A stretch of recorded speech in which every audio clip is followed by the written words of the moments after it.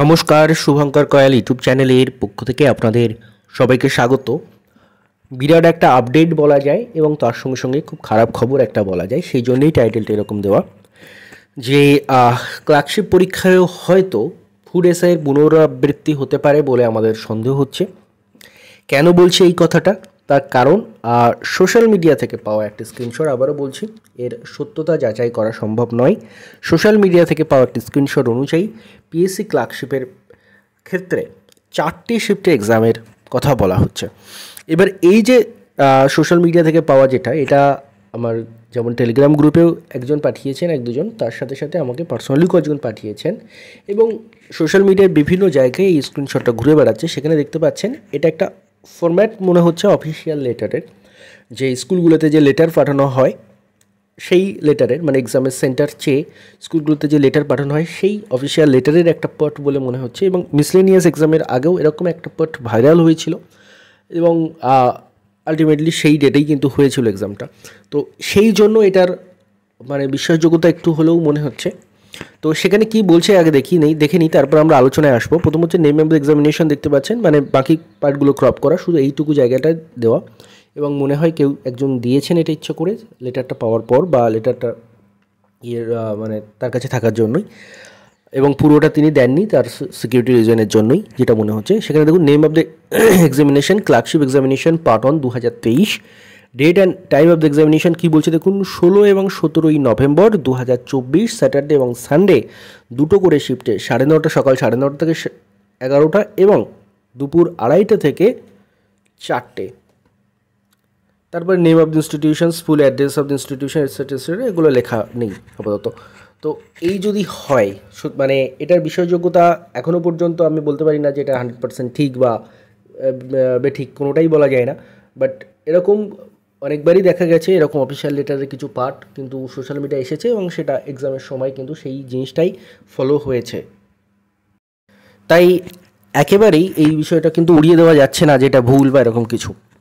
এবার কথা হচ্ছে, যদি 4টে শিফটে এক্সাম হয়, দুদিন ধরে এক্সাম হয়, আমরা ফুড এসআই দেখেছি যে কি মারাত্মক লেভেলের সমস্যার সৃষ্টি হয়েছে। প্রথমত সেখানে তো দুর্নীতির একটা বিরাট চান্সেস রয়েছে, প্রশ্ন ফাঁসের একটা বিরাট চান্সেস রয়েছে, এবং তার সাথে সাথে আরেকটা যেটা আরও একটা খুব গুরুত্বপূর্ণ সমস্যা, সেটা হলো যে 4টে শিফটে প্রশ্ন হবে, 4টে শিফটে প্রশ্নের লেভেল সেম থাকবে, এটা কে ঠিক করবে?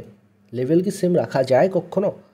এবং তারপরে নর্মালাইজেশন হবে না, তার ফলে যারা ফার্স্টের দিকে শিফট এক্সাম দেবে তারা বেনিফিট পেয়ে যাবে, কিন্তু যারা লাস্টের দিকে এক্সাম দেবে তাদের মানে খুব ভালো এক্সাম দেওয়া সত্ত্বেও বা খুব ভালো স্টুডেন্ট হওয়া সত্ত্বেও তার কিন্তু সমস্যা হতে পারে। এটা কিন্তু আমরা লাস্ট 2019-এ যখন ক্লার্কশিপ এক্সাম হয়েছিল তখনও কিন্তু দেখেছিলাম, দুটো শিফট এক্সাম হয়েছিল, এবং সেখানে আপনি মানে আপনারা নিজেরা যদি এক্সাম দিয়ে থাকেন বা আপনাদের দাদা দিদিরা যারা এক্সাম দিয়েছিল তাদের কাছে জিজ্ঞাসা করবেন যে 2019-এ যে প্রথম শিফটে যে কোশ্চেন যতটা ইজি হয়েছিল, সেকেন্ড শিফটে কোশ্চেন ততটা ইজি হয়নি। তার ফলে যে ফার্স্ট শিফট এক্সাম দিয়েছিল সে কিন্তু অনেকটা বেশি নাম্বার পেয়ে গেছিলো যে সেকেন্ড শিফট এক্সাম দিয়েছিল তার থেকে।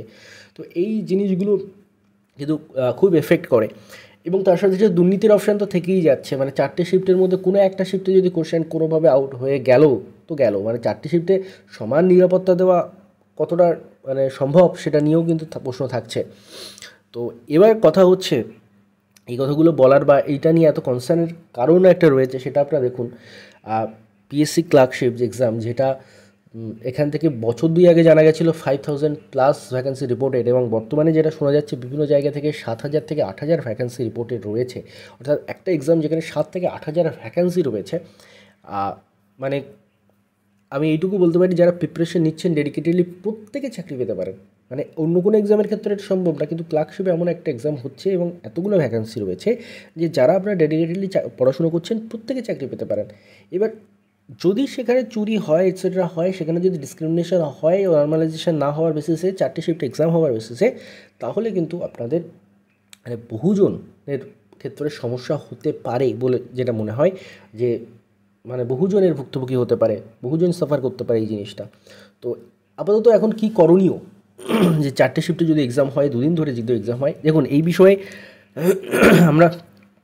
আমরা হচ্ছে যখনই পিএসসিতে বারবার ডেপুটেশন দিয়েছি, প্রত্যেক জেলার ডিএম অফিসে ডেপুটেশন দিয়েছি, তখন কিন্তু পিএসসির তরফ থেকে আমাদের বলা হয়েছিল যে দুটো ডেট দেওয়া হয়েছে, একটা রিজার্ভ ডেট রয়েছে, একটা ডেটেই এক্সাম হবে, একটা রিজার্ভ ডে রয়েছে, এবং একদিনে দুটো শিফটে এক্সাম নেওয়ার নিতে পারবে পিএসসি, তার কমে তারা নিতে পারবেন। এটা কিন্তু মানে আমাদের যা ডব্লিউবিসি অ্যান্টি কারাপশন স্টুডেন্ট ইউনিটির পক্ষ থেকে যারা পিএসসিতে গেছিলো ডেপুটেশন দিতে, তাদের কিন্তু জানানো হয়েছিল এবং আমরাও সেই অনুযায়ী অনেকটা অ্যাসিওর ছিলাম যে একদিনে এক্সাম হবে।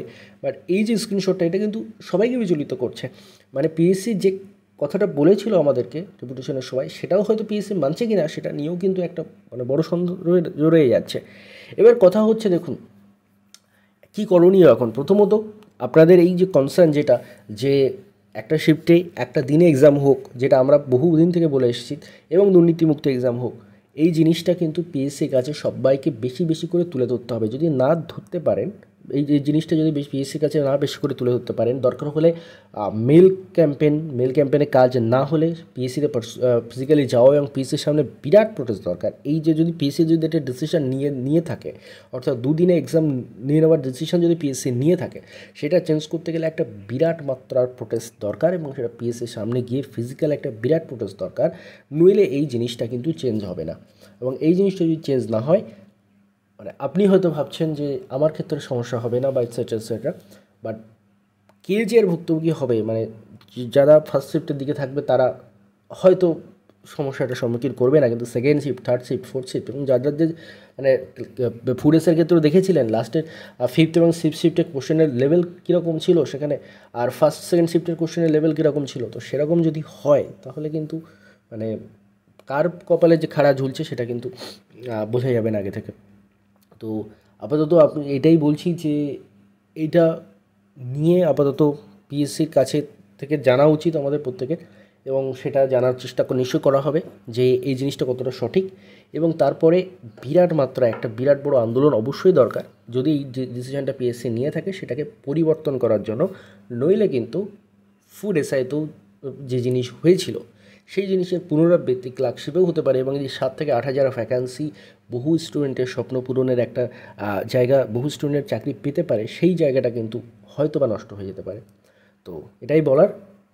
আপনাদের মতামত আপনারা কমেন্টে লিখবেন, এবং আমার যেটা মনে হয় এই ডিসিশনটা যদি পিএসসি নিয়ে থাকে, এই ডিসিশন চেঞ্জ করতে বিরাট বড় প্রোটেস্ট দরকার, এবং সেই প্রোটেস্ট যদি না করা যায় তাহলে কিন্তু আবারও সেই মানে কিছু করার নেই এরকম পজিশানে চলে যাবে। তাই প্রত্যেকে রেডি হন, যদি এই জিনিসটা সত্যি হয় তাহলে কিন্তু একটা বিরাট প্রোটেস্টে নামতে হতে পারে।